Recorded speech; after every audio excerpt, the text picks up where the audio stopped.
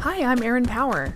And I'm Laura Rupsis. We're certified health coaches, and this is Health Coach Radio. This podcast is about the art, science, and business of health coaching. We share our insider tips to help you become a better coach and entrepreneur. And we interview expert guests to discover how they've made it in this growing field. It's time for health coaches to make an impact. It's time for Health Coach Radio. Today's conversation is so good for the health coach who's super uncomfortable with money stuff, like me. Our guest is Connie Vanderzanden, a cash flow and business mentor for entrepreneurs who teaches really brass tacks ways of supporting your relationship with money. Your money mindset, or the way you think about and engage with money, often comes down to how you were raised and what your parents believed and taught you about money, and they learned it from their parents and so on. It's generational conditioning that's hard to break. But just as we help our clients unpack their conditioning with regard to health, nutrition, and fitness behaviors, we coaches need some help of our own unpacking some things too, including how we feel and act around money. Coaches need coaches, just in case you needed to hear that again. Unlock your ultimate potential for success and wealth by first building a friendly relationship with money. So know your numbers, which means actually paying attention to them, make a plan, and financial empowerment follows. A quick promotional message, and then we'll be on our way with this episode. We've been working really hard on something pretty cool behind the scenes that I'm excited to tell you about. My Primal Coach is a convenient app-based health coaching program that delivers daily lessons with actionable tips for losing weight, gaining strength and energy, sleeping better, managing stress, and more. It provides personal one-on-one coaching to help you stay on track and reach your wellness goals. My Primal Coach factors in ancestral health concepts, proven client-centered, evidence-based behavior change practices, mindfulness tools, and goal-setting strategies to help make healthy changes that stick, so you and your clients can reach their health and wellness goals in just 12 weeks. My Primal Coach is developed and delivered by the team behind Primal Health Coach Institute, the first and preeminent ancestral health coaching school in existence. Primal Health Coach Institute has trained and certified thousands of successful health coaches across 75 countries around the world. We are experts in behavior change, and we understand how to get clients the results they desire. And our mission at My Primal Coach is the same as our mission at Primal Health Coach Institute: to help 100 million people reclaim health and wellness through education and coaching. It's pretty exciting and very, very cool. Check it out for yourself at myprimalcoach.com. We'd love to see who's listening out there, so take a screen grab of your podcast player and tag us on Instagram at Health Coach Radio. By the way, the show notes for this episode and all previous episodes of Health Coach Radio can be found at primalhealthcoach.com/radio. Talking about money is hard for a lot of us, but it must be done. With that in mind, please try to get comfortable and enjoy this frank conversation about money, your money mindset, and how best to manage money in your coaching business with our guest, Connie Vanderzanden. Oh, Connie, we are so excited to talk to you. Here's a dose of medicine neither Erin or I really want, but we both know we need. We're going to talk about money, honey. So before we get started, can you tell us a little bit about you? Sure. My name's Connie Vanderzanden. I am Profit with Connie, and I've been in business for a little over 20 years now. July was the 20th anniversary. Wow. And I have about 35 years, really aging myself here, in the accounting industry. And the thing is that I've had a lot of ups and downs, but I really enjoy working with business owners, talking about what their big dreams are and how they can change their relationship with money. And on the other side, I've had to learn a lot of that myself, learn how to talk to my husband about money, how to not be disempowered by money. And so that's something I've had to learn, and I bring that into my business. And we live in Oregon. I really love Pacific Northwest. I love all the trees. I love the seasons. And we have a dog. Her name is Echo. That's about it. I love Awesome. that. That's like the best origin story we've heard. People should be introducing their dogs more often on this show. I just want to put that out there. Okay. Well, it's part of how I really had a lot of time to look at how dogs approach life, and also older dogs. We've have had a couple older dogs. We had one that passed a couple of years ago, and that really is giving a different spin on how we would like our businesses and ourselves to be cared for. And so that's something you don't normally get when you work as an employee. You don't get to have that experience and that awareness, I guess. True. Interesting. Just to go out in this dog tangent again more, the way dogs live their life to me is fully impulsively and like in the moment. And if it feels good, do it. And like beg for forgiveness instead of asking for permission, kind of thing. Like, so you think that's a good, am I interpreting dogs the same way you are in terms of how we should approach business? Okay. It makes a great opening for talking about money. Okay. Expound on that. Well, I think it's, we learned a lot from our parents around money, of how to do money, how money flowed through our family lives. And a lot of us may have learned that it was lacking, that money didn't grow on trees, and that we had to either work hard to earn it. And so we really didn't learn a lot. And a lot of people now don't even get like a personal finance course in high school or college. And so we're really coming into this of just experiencing money from what we learned from our family. And the reality is that we are doing it that way, but let's learn how to really be in relationship with it. Really, how would you like money to support your life? How would you like it to show up? And then figure out your new rules around it, because not everyone has the same rules. Not everyone's going to have the same approach. One of my dogs is very laid back, very cool. I mean, he just loved to be outside. So he would approach treats and snacks in a whole different way. The other one is like very focused. I got to have it on this time, this way. And so it's the same with money. It's not all of us have the same path. What a fun analogy.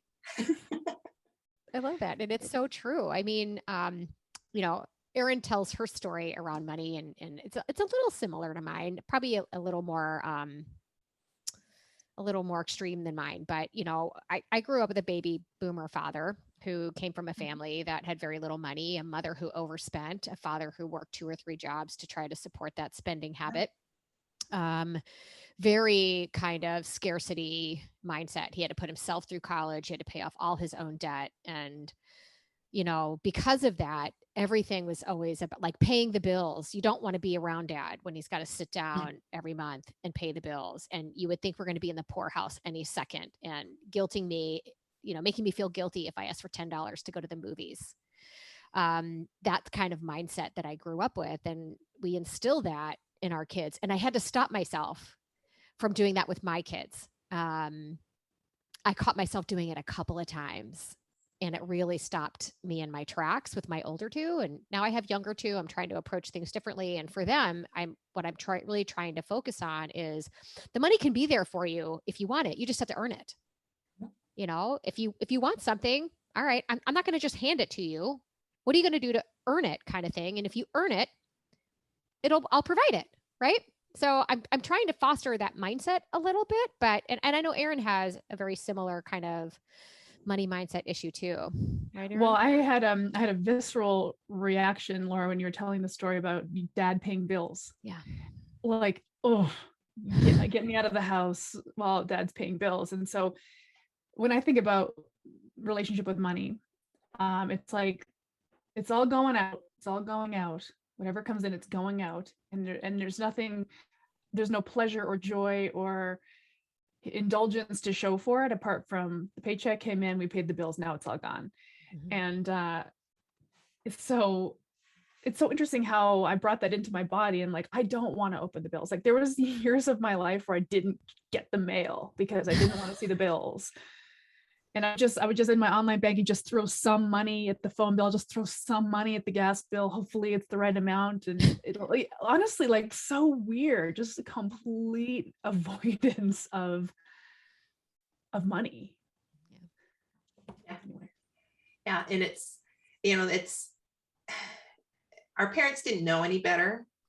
And that's awareness is the first step, I think, also in your health, is being aware of how these things are happening. And that's how you can make the change, and noticing what's not working, and like declaring, okay, I'm aware that this is not working, and I I want to change this. Like Laura was saying, she's changing the pattern with her two youngest. And the same thing is with money. You have this opportunity now to be aware of what's not working and then decide, okay, today I'm going to make one step towards making a new relationship with money, because money, it isn't good or bad. It's just a tool. It's like using a jump rope or using the weights. It's just a tool for us to get to where we're at and where we want to go. And the key thing around that is, where do we want to go? How do we want money to add to our life? What's the intention behind it? And then you can choose what to do with it, or other ways. And if your strength is not in doing the math or using a tool, know and be aware of that and ask for help. Maybe there's somebody else. Maybe it's your partner. Maybe this is where you hire a bookkeeper, or you once a year or once a month type of thing. But it doesn't always have to be us that does everything. But we do have to create a new intentional relationship with money, especially in our business. Gosh, that really resonates. And every time we talk about money, I get so angry at myself, like with some grace, because everything you just said about money is what I say to my clients about food. Right. Like verbatim. And it's so wild how that's the parallels, right? So a health coach is listening, probably can understand where I'm coming from. Like, yeah, I teach my clients that food isn't good or bad. It's just a tool. I know you said money isn't good or bad, it's just a tool. Same thing, I say that with food. So if we're going back to sort of this idea that our upbringing is what made us this way around money. And I think what the phrase that you used earlier in your intro was like the idea of like feeling disempowered. Mm-hmm. Now we're stepping into empowerment. And what you just said was know what you know. So sort of audit what you do know about money, understand what you don't know about money, and then look for help to fill the gaps. So what I want to know is, what are the things we should know about money? Well, I think the first thing is being aware of what your natural tendency is. There's a great book about the 5 personalities of money, and acknowledging that if you are a spender, or are you a saver, or are you a risk taker, acknowledging those things around you. Entrepreneurs tend to be risk takers and spenders. And so we already are going to like immediately invest in stuff, invest in our education, and then figure out how it's going to come in on the backside. Mm-hmm. But occasionally you do get a really strong spender who wants to hoard and not spend money. Maybe they experienced a family that money was short, money was lacking all the time, so they're unsure of what's enough. So be aware first of what is your natural tendency, like explore that a little bit. Explore the stories and beliefs you have around money too, what stops you. And those would be the things like you heard as a kid. Money doesn't grow on trees. I had 2 parents. My parents were divorced, and so one family would do one thing and the other family would do the other. So what would that look like? So what's those stories? And then, we have money. We have to know what our numbers are. And this is that budget word that nobody likes. It's like the word diet and health. Right. Great analogy. No one likes it, but we have to know where we're starting at. And so it could be as simple as getting a piece of paper out and writing down what your expenses are. And like Erin, you said, like you threw money at the utility bill, hoping it was enough. Or so you could round up. I usually use averages. I usually look at like, what have we been spending for the last 12 months and use an average to start. But know what all those things are. Pull the paper out, write it down, get an idea of what it takes to run your household.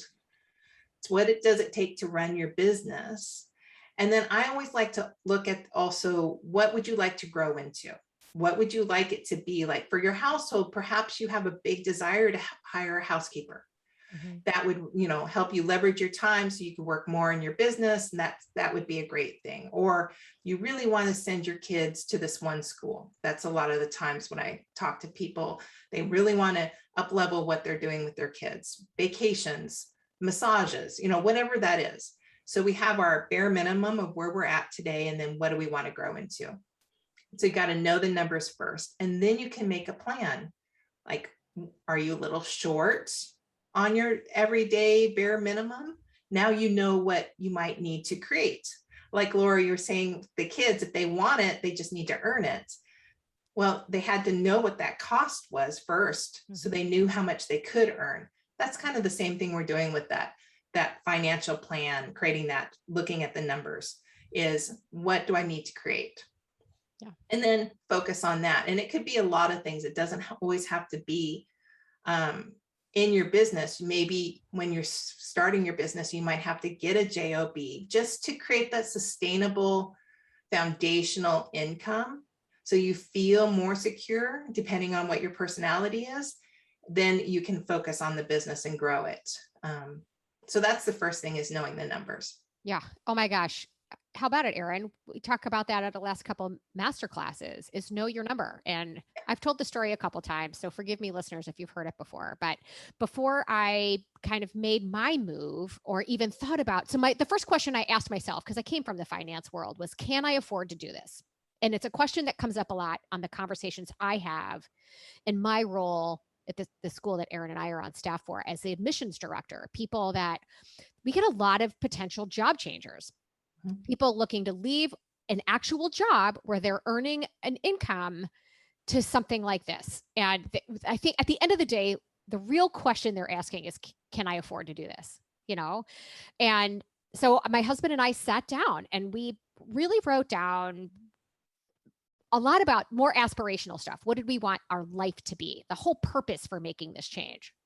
And at the end of the day, what did we likely think that this lifestyle was going to require, rather than what am I spending now, which I had a general, I had an idea there, but really, what do I need to do what I want to do? And surprise, surprise, it was actually less. Mm-hmm. It was actually less. The actual lifestyle I wanted to leave was far simpler. I didn't need all that stuff. So then it's like, okay, now let's figure out how we're going to recreate that.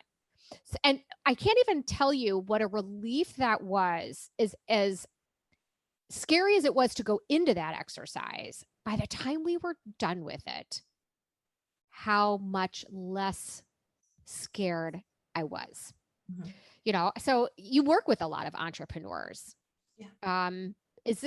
Tell us a little bit about kind of where they're coming from as it comes into this space. Is this similar regardless of what industry they're in? Are you finding folks in the coaching industry have anything kind of unique to us that they should be aware of as far as kind of determining this? I think it's the same thing. It's one is that normally people are really nervous of opening their books to me, showing me what they spend their money on. There's a little bit of embarrassment or unsure, like, am I going to come in and judge them? Mm-hmm. And like, as health coaches know, you don't go in and judge your clients. We got to just understand the whole picture. But my industry, I will say my financial industry, very patriarchal led, we do feel like we're coming into the principal's office and that there's a right and a wrong way to do it. But normally it's just they feel like they're not spending on the right things, or they're taking too much money out. But again, we've got to just look at what it is. It is what it is. The numbers are what it is. It's where we're starting from. And there is a lot of emotional attachment to how they're spending their money. Mm-hmm. Again, it's not good or bad. It's what's underneath it. Why are they using their spending to fill a need? Just like food, why are we using it to fill a need or avoid a need? And how can we fill that differently? So like for my spenders, like I said, a lot of entrepreneurs have that spender need. Mm-hmm. For a spender, can we add a little fun money into the budget or into the financial plan, or an account that they know that this is how much I have for fun and enjoyment? And can we add in a spending halt or bridge? Like for me, I'm a spender. I need to wait 48 hours before I say yes to something. So if I would go and check out a new program, I'm all excited about it. The marketing is telling me all these things and I really want to do it. I have to give myself 48 hours to pause and evaluate. Can I implement? Will I show up? Because I know my awareness is I need to show up. Mm-hmm. And will this add to my life? Is this going to put me in the right path? And that 48 hours gives me that time to do that. So again, your personality may need something else. Some of the entrepreneurs are savers. So we highlight saving first and making sure that foundation is there, and also create a little profit, a little spending bucket so that they can start dipping their toes into knowing how money can support their lives. And again, always coming back to, what's your big dream? What's your big desire for money? And then how can that support it and make your life richer, bigger impact on your community, supporting your family in a different way. That's what money's for. I want your opinion on something, kind of like a mindset shift, because the question I found myself asking at first, and the question many potential coaches or entrepreneurs ask is, can I afford to make this move? Rather than the question of how can I afford to make this move? Those are two very different things, and one far more empowering than the other. I would love your kind of opinion on that, and kind of from an approach standpoint with folks kind of feeling empowered to do this. What's your thoughts there? Yeah, how can I afford this? Is a lot of times it's a little bit of a pushback. I get this from entrepreneurs all the time, and especially when the business first started as a bookkeeping business. So that's what I would do. And I would come and do the numbers for people. And the first thing out of their mouths was, can I really afford to do this? And it would be more, well, it's your money. What's the intention behind it? And what would you like to do with it? But they wanted permission.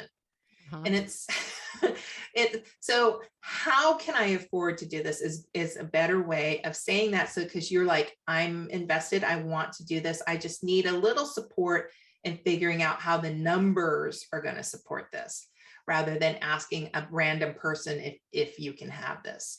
And so I even said it a lot. And I look back at my business, and when I was asking that, I was misusing debt. I was just putting it on the card and deciding later. And I invested a lot in my professional development, thinking it would eventually come in. There's a great mindset out there about, if you spend it, it will come in. And it's true on some points. It does help you see a bigger vision of where you could be. And I will say that if you keep ignoring it, yes, you'll hustle and hustle and hustle and make it work. And I did that for years, but the hustling is only temporary. It's only supposed to be for a short term, because if you continue to hustle 5, 7, 10 years, you're going to hit burnout and the business is going to fail. And that's not where you want to be in your life. So thinking long term, like you said, how does this add to our life? What's the lifestyle going to be? And then figure out, how can I pay that back as you're saying yes to it and passing that credit card across the table? Yes, I can afford it. This is how I'm going to afford it. And then how will you pay it back? Because I don't think that's a bad thing. I think it's a tool, just like money's a tool. We just need to have some intention behind how we use it. Did that answer your question, Laura? Yeah. Okay, good. Yeah. It's, again, I'm going to go back to this, but yesterday I spoke with a client, and we spent our entire 30-minute coaching call talking about M&Ms, but not about the calories in the M&Ms or the grams of sugar in the M&Ms, but in the relationship with the M&Ms. What problem were the M&Ms going to solve, if anything? Like literally talking around these M&Ms.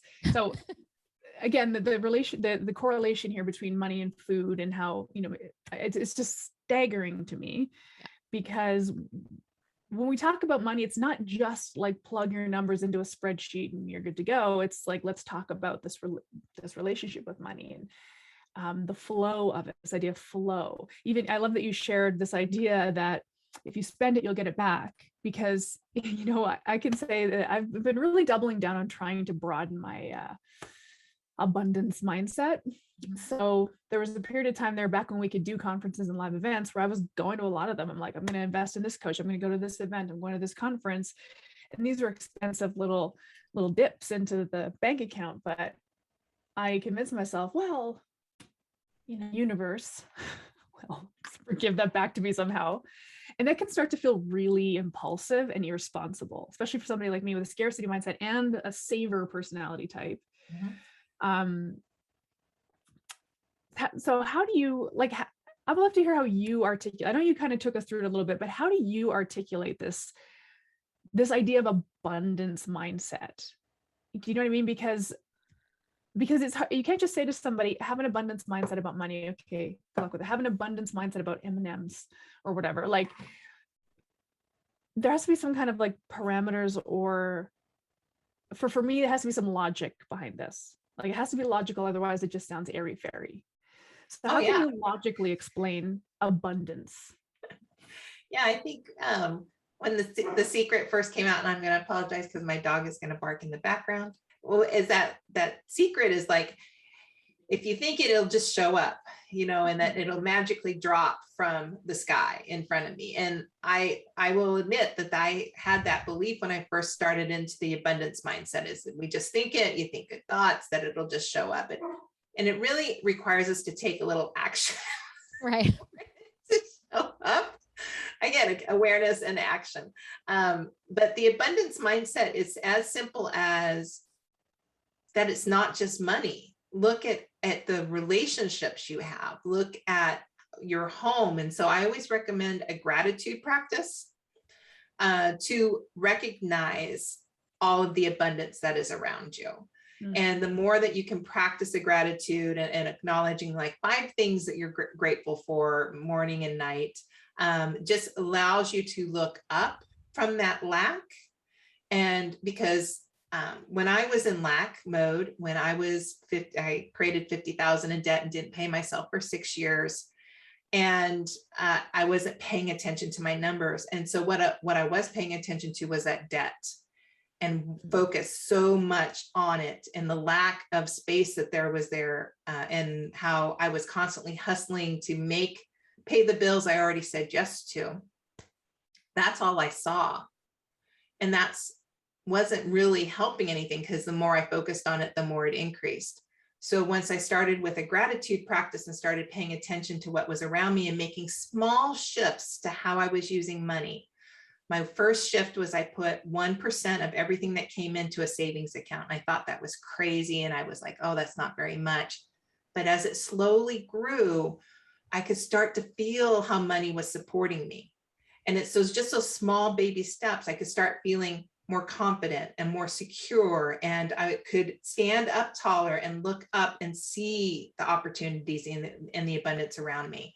And that's when you start to find money on the street. That's when you start finding money in your pockets that you didn't know was there. It's just a different standpoint. It's rather than this lack where you like enclose yourself, you're able to open up and see more things and ask for more things too. I think that's what abundance is. Yeah. Okay. I love that. So your field of vision changes. Lack mode, and I'm oversimplifying and really interpreting what you just kind of said. In lack mode, you're going to be myopically focused probably on the debt and the struggle. And when you're in abundance mode, you can focus on the income and the flow more readily. Your field of vision changes to a certain degree. Correct. I think that's cool. And I love that little tidbit you put in there of putting 1% into savings. Yes. That's cool, because that's like, I think about this tiny habits approach, like the tiniest possible money empowerment habit you could take on. That's tiny. So if I sign one client and they paid me $950, $9.50 of that's going to go into savings, which seems like peanuts, but it's $9.50 more than zero. Yeah, that's right. Yeah, there's that company. It's called Acorns. Mm-hmm. That you can tie to your whatever spending card, and it automatically rounds up every purchase you make. It automatically rounds up and puts a difference in change into an account, and it'll invest for you in these. I mean, what a great, easy way to automate that. That's just a little side note there. But what I would love to hear is a little bit more about how you got into $50,000 worth of debt. Yeah. I would love to hear this journey, first of all, about how you got there and why you got there, and the most importantly, how you unwound it. Right. And then from that experience, how that informs what you now do with clients. Sure. So the 50,000 in debt came from a couple things. One was that I felt like I had opened commercial space, and I decided to grow. I gone to a life coach, and I had gotten already burned out. I had been in business 7 years doing bookkeeping and just me at home. And for some reason, I could see a different vision of me being able to teach bookkeepers how I looked at numbers, which is different, a different way, a different, more holistic way for a business. So I thought I could teach that. So I had this dream of growing the business, and I didn't create a plan. There was no budget. There was no marketing plan. There was nothing. There was just me jumping in. And then I recreated what I saw around me, what I thought people needed, what I thought made successful businesses.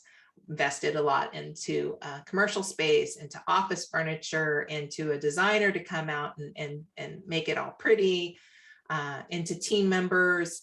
And then I got into coaching, and I would fly places, and I did a lot of trade shows, a lot of personal development. Not that they weren't all needed. And I think my purpose was to end up at a rock bottom moment where I was looking up at that 50,000 in debt. And the moment I was in a conversation with my financial advisor and my husband, and my W-2 was $6,000 for the year. I had to be there. I had to feel what that felt like for somebody, so that I could now sit on the other side and really advocate for people to pay themselves and use money in a different way and help them find a way to pay down debt. Because at that moment, I didn't see any way out. I didn't see, it was like, do I close the doors? But then I have all this debt. I had to get out of the hustle. I was so burned out. And now that was like 14 years into business. And I was like, how do I do this? I had to finally stop and pause and ask for help. And what came in was my coach introduced me to the book Profit First. It's by Mike Michalowicz. Mm-hmm.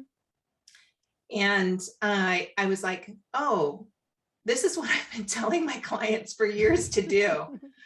And of course I wasn't doing it, and so I had to like put the mirror up and like actually start telling myself and like receiving what I had been encouraging clients to do and supporting them to do for myself and my own business. And I had to start really small, because 98% of what was coming in was already spent. And so I had to start with 1% and had to really dive into that. And then I broke every rule in the Profit First book, every rule. Stole from my accounts. I stopped taking the money. So I stopped the flow. I didn't trust it.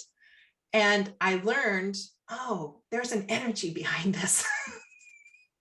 There is a reason money needs to flow. There is a reason you take your distributions. There's a reason how this can change your relationship. And then I became a Profit First professional. And so I use that as a base of what I teach clients. But I also think the book doesn't go far enough. It doesn't go into acknowledging that we're natural spenders, or that we're natural savers, and using the process to support us. So I'm still a work in progress. I'm still learning every day how to play with money and be grateful for and celebrate it and heal that relationship. There was also some food involvement. I was using food to really dampen what I did as a bookkeeper. So in the last 4 years, I realized I can't do that job. I can't do that. I need to stop that. I used to make fun of my addiction to popcorn and numbers, but it was going the wrong way. So now that I know what my gift is, I'm so much more joyful in my business. I think that's why people are drawn to being a health coach too, is that they're drawn to that actual relationship with their clients and supporting them.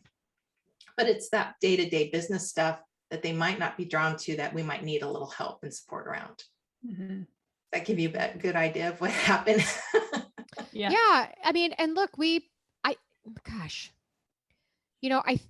think there's two sides of this. There's people that I have seen jump in whole hog, to your point, with no plan, and also a direct correlation. So, okay, if I spend this money on whatever this is, a program, a process, an event, or what have you, what 2, 3, 4 things am I actually going to do with the outcome of that? How am I going to kind of put that into play for me? I see people do that all the time. But I also see the other side of things, of people being afraid to spend money on something, again, from kind of a money mindset thing. And there's got to be a bit of a balance there. So, I mean, I would love your thoughts now on maybe how you make personal decisions on whether something is worth it, or how you might guide clients into making those decisions. Yeah. I think the one thing I've learned from all the coaching I've done over the last 8 years now is, are you going to implement it? So if I'm looking at a program, I just signed up to do an Instagram boot camp, which the reason I did was I've had a team help me with the marketing and doing the posting, because that was something I didn't really love to do, was the actual posting. I love to do the creative side, and then they would create the graphics. That wasn't my thing. And when I realized I was disconnected entirely, I was very surprised what would show up on my Instagram feed, but just like everybody else, but I was disconnected and I wasn't actually using it the way I could connect with other people and that I felt was beneficial. So I'm doing a 90-day trial of experiment of, can I find the joy again in it? So I've signed up for a class to see if I can find the joy. And the purpose is, would I implement it? Do I show up? Do I have the bandwidth to implement it? Because a lot of the times we're investing in coaching and building our business and we don't have the bandwidth to look at it. That's just as important as what the plan is for your money. Mm-hmm. And what other tools am I going to need? What's the other costs that are involved? Like, I signed up for a coaching program that was on the East Coast. So I'm in Oregon, and did not consider that it was going to cost me $3,000 to fly and travel on top of the coaching program. So every time you would have to, I was the only one that flying across the country for that.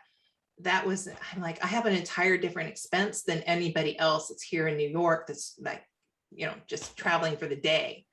So those types of things, really looking at what those costs are. And then I have clients that really know that they need the accountability. And so signing up for a mastermind every year is essential for them. And having some type of travel really gets them out of their experience level. That's important. And so we plan for it in their financial plan, and they save for it so that when it comes up, they know that the money's already there in the account. They can just do it. It's kind of like on a personal side, you might have a vacation plan and you're at a credit union or something, and you save for it all year, and then you have the money to go as a family. It's the same concept. But do I have the bandwidth? Am I going to show up? And what other costs are there are the key things. Yeah. I was thinking about the bandwidth thing, and this is kind of where I want to lead the next sort of question for you.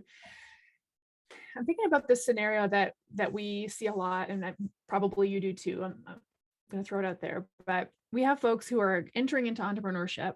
So they're building something. I have to consider the income and, expenditures there. And they have a household and a partner or whatever, and they have their full-time job. So they still have their full-time job. They still have their full-time income. They're building this thing on the side hustle, because that's, I think, where it starts. At least I would encourage most people to start that way. Like, don't just quit your job and become an entrepreneur. Just kind of like, gently tiptoe out of your career when it feels right. So we have our solid salaried income. We have our side hustle that we're trying to grow, and we're also trying to manage the income and outgoing finances of our household. So how first of all, does that resonate? That's something that you see commonly with your clients? Yeah. Yep. So then how do you help people zoom out and look at all these moving pieces? And the reason why I'm asking this is because I think about, I want to grow my business. Definitely. I want to invest in mastermind groups. I would love to invest in a virtual assistant. I make this much money from my nutrition consulting company, and I have a salary that pays my bills, pays my mortgage. It's all good. That's good. And I really do have any income I make from my side hustle, theoretically, I could put back into it and still be okay. But do you encourage that? Do you encourage people who have that scenario going on, like, hey, ride the coattails of your salary, reinvest every cent you make from your side hustle? Like, how do you play that out? Does that make sense? And it's super common. It's super common. I think that was also what led to my debt in my business, because I had someone at home that was covering all the bills and that I could consistently reinvest in my business. And there comes a point where that doesn't work long term. So if that's a short-term plan, again, it's starting out with knowing your numbers, knowing what your household needs are and your business needs are, and knowing what you'd like to grow into. You were not going to know what you'd like to grow into. Like, you might not know what the VA is going to cost completely, but you can ask other business owners what that might look like. You could call a VA service and get their quote on what it would be approximately. So you would have a number for it. And then we need to make up a decision, is like, okay, if I'm putting all this time into building my business and I'm going to keep reinvesting this money, because it is, being an entrepreneur is mostly personal development. Yeah. It's really learning and empowering ourselves to become a next level human being. But by doing that, and you're still working, what are you taking away from your family? What's the bandwidth that you're taking away from them? Are you spending less time with your spouse, who eventually may not even know who this person is growing into? Are you spending less time with your kids, who you might regret? Because this new entrepreneurship really is that platform so that you can have more freedom in your time with them. So then we got to look at that piece, is what's that going to cost those other areas? And we don't ever really consider that until we're too far down the pipeline of like, this is what we've created. Now we have to keep hustling because now we have the debt to pay for it. So I always like to tell people that your business is its own entity. It is us doing the work, but really the business is its own entity. It's a way for people to give it money and it flows to you. So at some point, the money that's coming into this entity needs to support you, your household, and your dreams.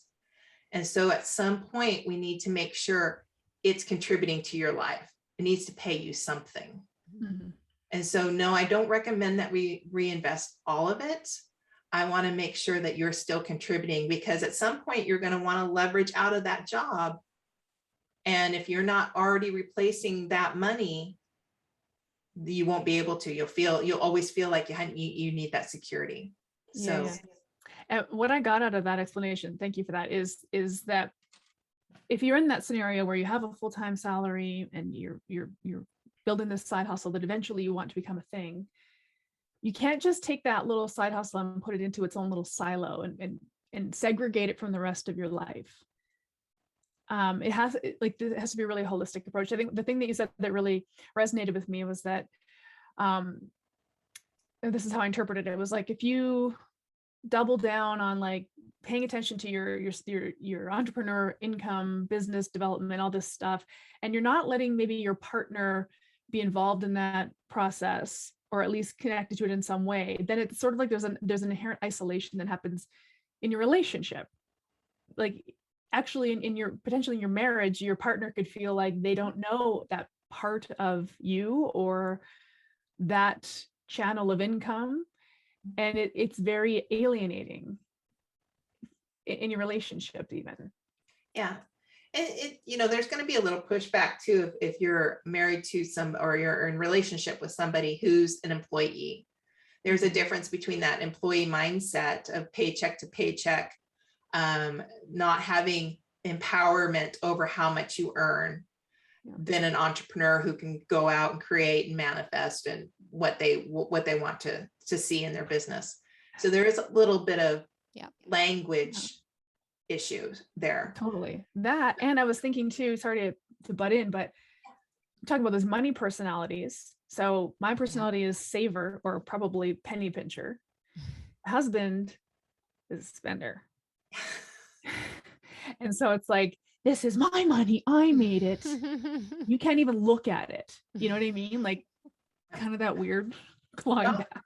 I get it. I had that same feeling with my business. It's like, he has nothing to say about my business. And it worked for a little bit up front, but as I got more and more into business and I kept hoarding what was going on here, there became a total disconnect. There was nothing about asking me how the business was going or my day. There was no celebration. There was a very disconnect of him being anywhere but any awareness around what I was so excited about creating.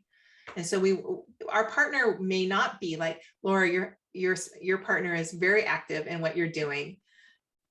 That might not be that won't be ideal for everybody, but I think our business contributes to our household, and showing that it's a sustainable business and it's part of what our family is investing in is essential for a healthier relationship with money, especially when we have another partner involved. 100%. Yeah. I mean, so this is my second husband, and the contrast between my first and my second, especially, in this regard, in many regards, but in this regard is startling. My ex-husband freaked out when I just went from banking to investment banking. Like, he freaked out by this change. Well, you've got this deferred comp over here, and what do you get? Very, very afraid of any kind of change. Whereas my current husband is much more, is this going to make you happier, babe? Great. What can I do to help? He's always been that way. And me for him too. I mean, we just moved down to Florida. He's on like his third job because he moved down here expecting one job. It wasn't what he wanted.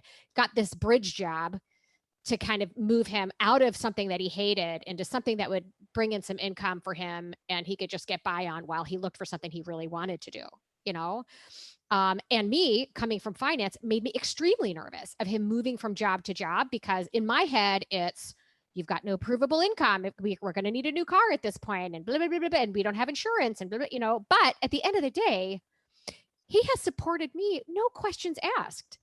So it's my job now to step up to the plate and just, be that, not the devil's advocate, but just ask questions. This is another move now. What do we get, but at the end of the day, we're in this together. And I think every relationship is going to find itself where one is that, like, the relationship with money is very different. And we're going to have to be able to learn to talk to each other with openness and understanding and coming to some sort of resolution that we both feel comfortable with. Yeah. And it's not always easy. No. It probably rarely is easy, right? No, it's not. And Erin, to your point, a spender and a saver is very common in a relationship. And then knowing what that difference is, like for my husband, debt is a bad word. He doesn't understand it, doesn't believe in it. And I needed a financial security. I needed some level of some savings. And so by learning my own money needs, learning how to talk about it more. Because like I said, when we were first starting, I felt like I literally would bring it to him and felt like I was giving it to my dad. Like, what relationship? He wasn't asking for that relationship. He had no idea that this was going on in my body and my head. And so I had to like re-examine what is going on here. Now I can have these conversations. And now, as my saver needs X in this account, and we can play with this money over here, and you can invest this in any way. And also I had to encourage him to also use money for enjoying life as well. And so it's a give and take. It's a finding a happy medium between, but it has to have a conversation. And so there are a couple of books out there, but they talk about having a financial date, a money date. I recommend this for business owners to have a money date with their business, just them 1 hour a week, just to be with the numbers, celebrate the numbers, do revenue generation activities. If you're with a partner, that's something maybe once a month. Get the wine out, get the chocolate out, make sure you're going to take care of yourself afterwards. But sit down, look at the numbers, have those conversations. Make sure there's no distractions, and talk about, I know it's really hard for my partner to talk about this, but how do you want money to add to your life long-term? What would you like to do? He's very employee mindset. Retirement is when life begins. This is what we're going to do. Entrepreneurs probably don't have that same mindset. Once they get into a field, an area that they really love, they're like, what's retirement? I'm just going to do this forever. Right. But oh my gosh, that sounds terrible. A money date, but it sounds terrible, like horrific, but you are so right that the conversation has to happen, because Otherwise, as the two of you are going about your day in and day out for years, and then you realize 10 years later, you are nowhere on the same page. Yeah. And you look back and realize how much farther along you could have been had you just talked about it. But it does sound terrible. I will go on the record for that. So do you have some recommendations on what that might look like? What should you be discussing on your money date, and sort of goals for that? Yeah, well, from a finance perspective, and my husband is an engineer, so it is a little bit like looking at numbers, black and white numbers. And again, I'm confident in them, and however he's feeling is his feelings. And so I've had to learn to let him be with the numbers himself.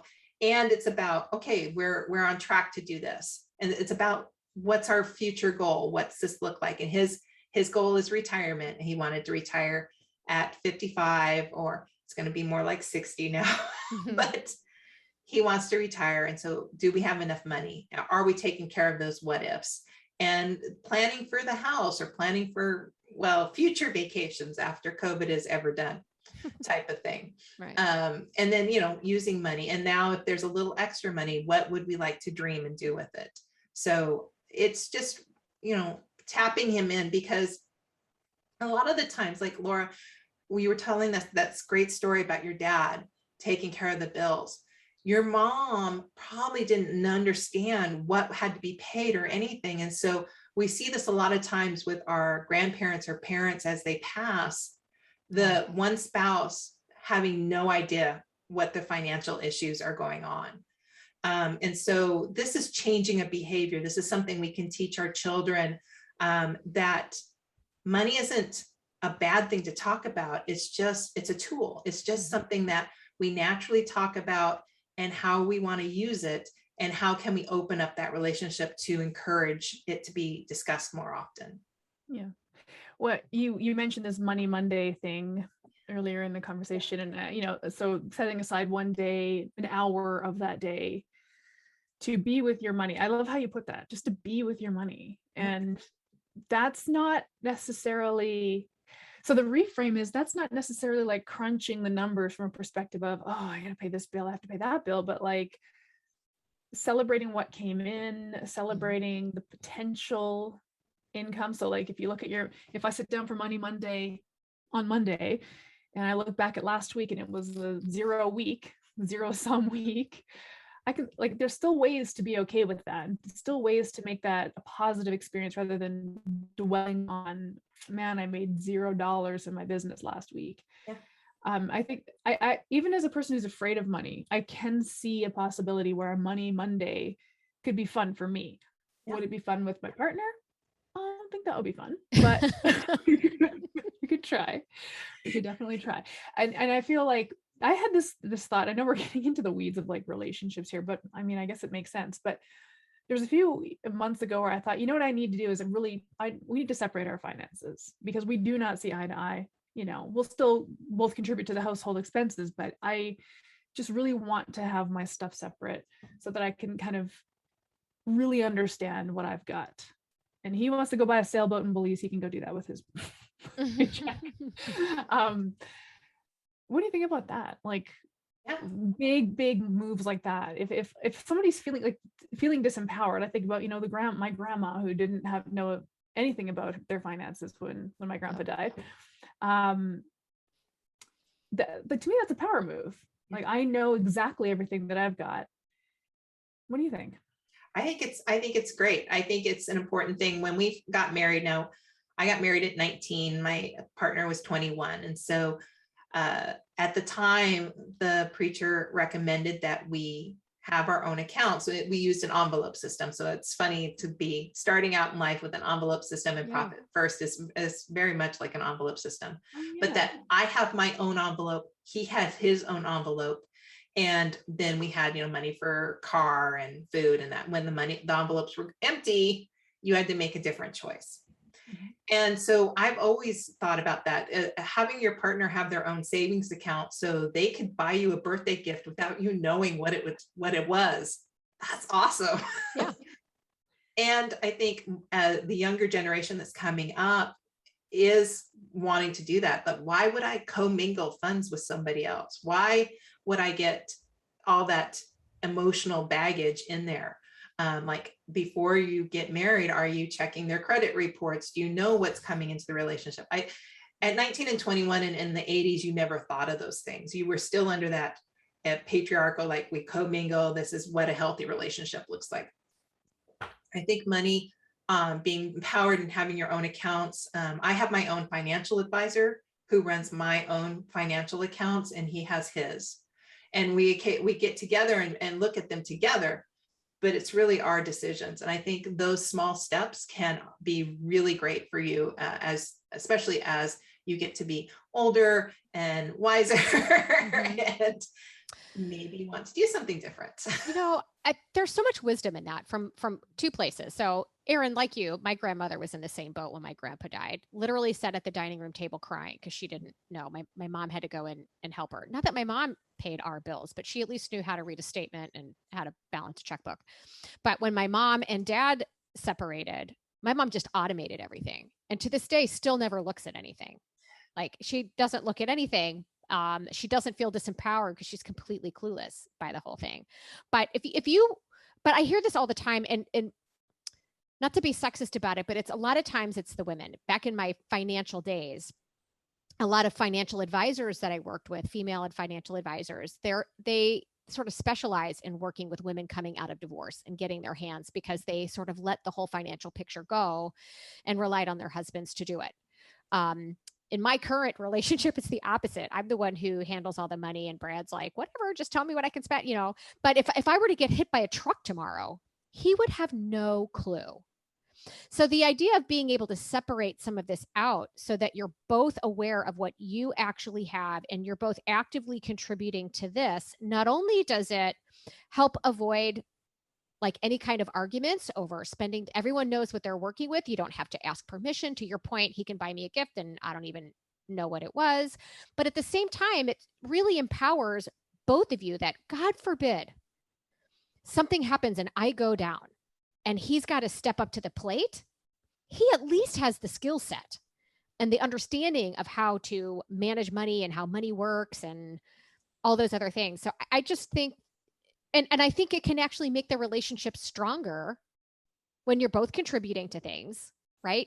But you both at the same time have the independence financially to be able to go do things and not worrying about, well, oh my gosh, I didn't know you were buying that and such cleared, and did it come out of the right account, all that stuff. So I think there's a lot of wisdom in that. And if you're starting a new business, being able to kind of keep that separate and understand what that is, have these money dates with your partner or your spouse, and being able to be open and honest about all of those things, but knowing you've got this piece over here that can contribute to the household, but at the same time, you need to make a big purchase for that business.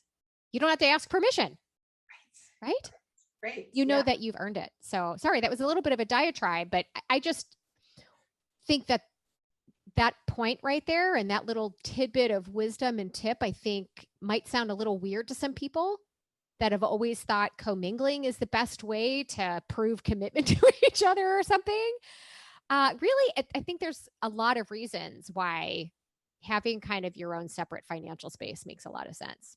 Yeah. So thank you for that. You're welcome. I will add one thing for a business, and it's something we don't think about until you've been in business a while, but one of my friends was a CPA. She had a CPA business, and she asked me if I would be her backup person for her business. If anything should happen to her, could I come in and help close down the business? Mm-hmm. Because her husband, as a contractor, wouldn't have the skill sets to even know what to do. And that's an important key as well, as having a backup person that you can talk to about those things. So remember, if you're not feeling like numbers are not your thing, or it's really very emotional to sit there with numbers and look at them yourself, you can get a friend. You can hire a coach, of course, or do those things, but it could just be a friend that you're having this conversation with. If you don't feel comfortable with your partner having that, but as your business grows, will you have a backup person to help close it down, talk to your clients, make sure all the money's collected? And as your business grows even bigger, make sure you have a transition plan of like, could that business be sold? Is that part of your financial investment? Is there money there? Because usually there is, but we don't think of our business like that as well. Yeah. So Right. long-term goals. I have 2 questions bubbling up in my head. They're very different. So I'll start with the first one. Just thought I would fill you guys in on my thought process here. Okay. Just when you were talking about just what you just said about, like, you know, a future plan for your business, maybe someday it could be sold, or, you know, thinking things, big things like that. There seems to be a case for having a money coach, money cash flow mindset coach, probably a financial advisor of some kind, maybe a business advice. Like there are a lot of categories of help, really, that an entrepreneur probably should put on their radar. Do you have a sense of who, like, a good team is, if you were gonna outsource or get a team going to help support you in the growth and development of your business? Do you have a sense of who those people would be? Yeah, and it depends on where you are in your growth phase. Like if you're just starting out, like many of your listeners are, these are positions that you will grow into as you need them. And they don't have to be consistently on your team. Maybe you're just reaching out to them once a year or once a quarter or once every couple years. So don't get overwhelmed when I say who these people are. But a strong financial team. First one I recommend is a bookkeeper who might be able to help you gather your stuff. Now, if you're just starting out and you're 0 to 60,000, that's not going to be somebody really to help you. But when you get over that 60,000 revenue mark and you want to like automate it and get it into a tool, a bookkeeper can be really great because they're going to look at the numbers and make sure you've captured everything. It's like coming in like, oh, did you grab that office and home expense? Or, oh, you're paying your cell phone out of your personal account. What, don't you use that in your business? It's just somebody that's going to like be aware of what's missing in the picture. And they can also save you money on your tax return if you have a tax preparer, because they're going to make it all nice and neat in this beautiful package that'll help the tax pro do their work in less time. I do recommend a tax pro, and not everyone understands the tax complications or different ways of using it. There is a tax preparer who's just going to take your data and file the tax return. They're not going to advise you on anything. Maybe you can do that yourself. I kind of freak out. I need a lot of chocolate to sit down and do taxes, even though I did taxes for 7 years. But so I use a tax pro, but mostly what people are going to want is the advising of it, regardless of what range you are at, especially if you're leaving a job and opening this business, you might need some advising. Well, you can get an hour of somebody's time to get an advisor, but you have to ask for it. And you might have to kiss a few frogs before you find one that really works and talks your language. So that's another key person. I always think a financial advisor is important, but there's a lot of difference between financial advisors. So finding one that's going to not just sell you the products, but also going to talk about long-term. And again, sometimes you're not quite ready to put money in there, but if you're coming from an employee with a pension that's going to be rolled over or something like that, and especially if you're going to have a family you have a family and you're going to do this more risky entrepreneurship business, you might need a little bit more insurance products or taking care of things like a will or those life insurance if you need to fill that gap, depending on where your wealth is.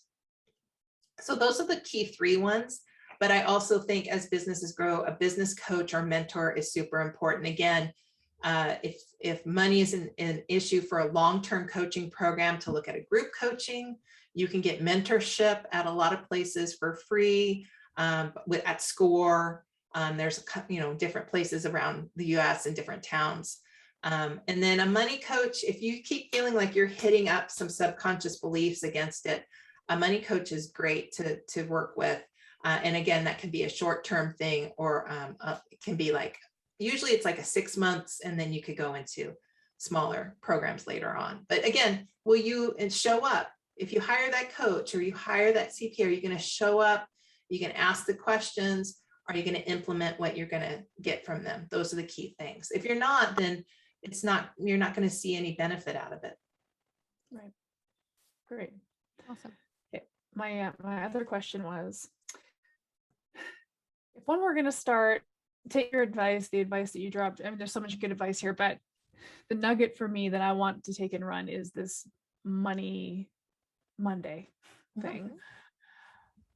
What should I do for my first one? Should I print out my bank statements, my credit card statements, and go through really like scrupulously and see what went where? And do I look, I pull off my Stripe income? Like, where do I start? Yeah. Well, and what I do recommend, if you can like first put it on your calendar, treat it like it's the most important date. Like if you were going to go pay for a massage, you would have it on your calendar and you would make every effort to do it. And so sometimes if you can't do that at your office, you might need to go somewhere else to do it, like a coffee shop, and do it as many weeks in a row that you can, because you're going to build that muscle to do it. And little tiny things. Like the first one is to be more aware of what's going on, how much money is coming in. One of the things you can do every week is just track how much money comes in, even if it's zero, is to write that down. And I usually use my calendar. I use a paper planner. There is something about writing pen to paper that helps with that. And just track how it comes in, because money does flow in differently. To be aware of that. And then if you aren't tracking your numbers at all, it may mean printing out some of your statements so that you can use a highlighter, use some color, have some fun in it. So you can start seeing the patterns of how you're spending, or being more aware of what actually it costs to have your utilities, what your phone bill is. That could be one thing. I do recommend a lot of celebration on money as it comes in, like ring a bell, do a dance, get really excited around it. And then the other thing would be, okay, so this is what's available. What revenue generation thing might I need to do today to fill the gap between where I am today and what my goal is? So if my goal is, $1,000 for the month, what does that look like? One client, two clients? Who can I reach out to and do some of that piece? Or maybe somebody owes you money. You can do something like a collection or a reminder or sending an invoice. So looking at that, how to generate more, see more opportunities, and then spend the money. I always move the money in the accounts, save, make my operating account smaller, very much like a meal plan, like you're going to use a smaller plate. And then I pay my vendors with a lot of gratitude. Yeah. And celebrate what those bills are like affording for you, right? How they're enabling you to keep the lights on. I'm in Florida, super grateful for the air conditioner right now, and the fact that my electric bill's higher and I can afford to pay it. So before we let you go, would you make it a little clearer exactly what it is you do? How would you define your business, and where do you fall in the realm of these professionals that you just mentioned? Yeah, because I went right over that in my origin story. I'm a unicorn. So my background is in bookkeeping, in taxes, and that did not bring me any pleasure. What brought me pleasure, why I started the business 20 years ago, was sitting across the table physically at the beginning, talking with business owners on their big dreams and how money was going to support that. And that's what I do this now. I help businesses find bookkeepers, help them create processes and systems, but I'm going to allow other people who love the numbers, love that process, do their work. What I'm going to do with business owners is talk to them a lot about their financial plan. What's their bare minimum? What do they want to grow into? What's that big dream? I usually do a financial plan in 3 phases so that we know what we're working towards. I'm going to make sure they're prioritizing themselves every time with their bandwidth and with money that they're paying themselves, and that they're using money and measuring it, how it's being helpful. If they want to hire a new team member, is it getting them the same results? If they want to invest in X, are they getting the same results that they want from it? And so it's about looking at the numbers and paying attention to what the plan is. And the cash handling system is really key. Like, for that spender, the cash handling with the profit first program with that profit account is so awesome, because as a spender, you get to spend and create that foundational piece. And then each quarter, you're going to get a profit distribution. And I'm going to encourage and cheer you on how you're going to add to your life. You have to do something fun with it. You have to, like, just for you, use it. And it's funny how that muscle builds. And then you're like, oh, you get so excited that you get to go have some fun with money. And that's my biggest joy, is to see that change. So that's what I do. It's a cash handling system and financial plan, usually for businesses that are in growth, but for startup entrepreneurs, I can always point you in the right direction of where you need to go for that. And again, it's about no shame, right? I live in a glass house. I didn't pay attention to my money. I got into debt, didn't pay myself. I'm a work in progress. I have no shame about telling my story. And so people just come to me and, like, openly share what they have. And that's my role. That's my purpose, is to make that easy for people to do. So nice. I love it. Wonderful. Do you work with people one-on-one then? Is that how the relationships? Right now, one-on-one, different varieties. Usually we do a first date. People don't let me look under their skirts without, learning how I work with people. And so we usually do a strategy session first. I do have a group program that we're putting together for 2022. Cool. Awesome. And So that's where the group program, they learned how to do Money Monday when we beta tested it, and they love it. They talk about it all the time. That was the biggest thing that they could do, was create that habit. So I'm super excited for the group on that. So that's awesome. Money Monday. I like it. So tell me where people can find you. Sure. Where should people kind of reach out to you?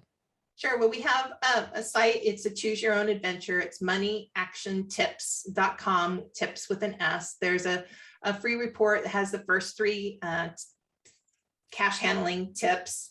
And there's a profit zine. I send an email out twice a month with different tips in it. Or as an educator, my role is to make sure any questions that were raised get answered. And so there's a 30-minute no sales call button on there that you can find a time, schedule a free call with me, and make sure that you know what your next steps are. Awesome. Thank you so much. You just made talking about money so easy. Right? Good. Yeah. I mean, honestly, Erin and I totally just shared a bunch of stuff we wouldn't ordinarily talk about, but it made it really easy. So thank you for that. You're welcome. Welcome. Thank you for having me. It was a great conversation. It's my favorite topic to talk about. And it's so funny how there's so much correlation between money and food. Oh yeah, 100%. Thanks, Connie. Thank you. This podcast was brought to you by Primal Health Coach Institute. To learn more about how to become a successful health coach, get in touch with us by visiting primalhealthcoach.com/call. Or if you're already a successful health coach, practitioner, influencer, or thought leader with a thriving business and an interesting story, we'd love to hear from you. Connect with us at hello@primalhealthcoach.com and let us know why we need to interview you for Health Coach Radio. Thanks for listening.